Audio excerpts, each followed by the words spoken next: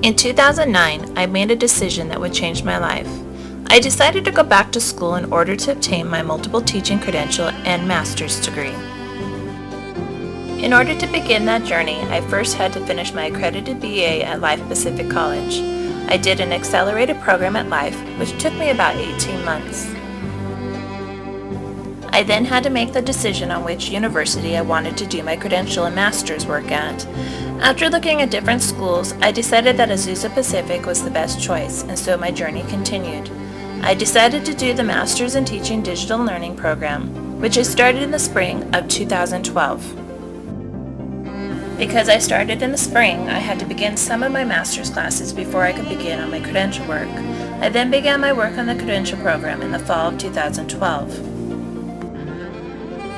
During that time, I took the different CSET tests but struggled to pass the subtest 2, which was the Math and Science test.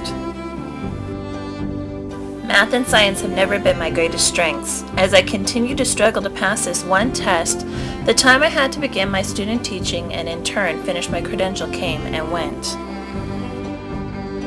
I decided to finish my master's program as I continued to try and pass this last subtest. While I was working on my schooling, I was working as a substitute teacher for the Jurupa School District and a Lutheran school in Chino Hills.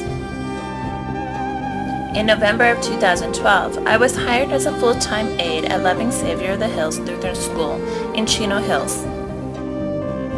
My primary duties were to help the second grade teacher with grading papers and classroom management. It was during this time that I started taking my classes for the Masters in Digital Teaching and Learning. I was a little anxious about this program because my knowledge of technology was lacking a great deal, and I was unsure if I would be able to handle it. I am a visual learner, and I tend to do better if you show me examples of projects or if you show me hands-on how to do things.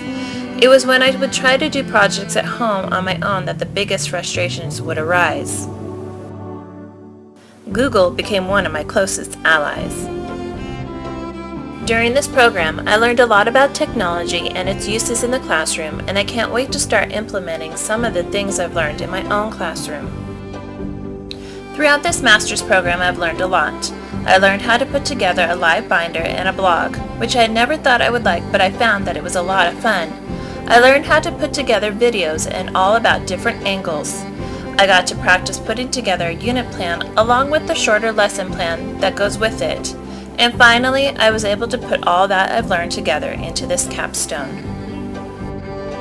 Throughout it all, I had the support from family and friends, but most of all, my trust in the Lord brought me through every project.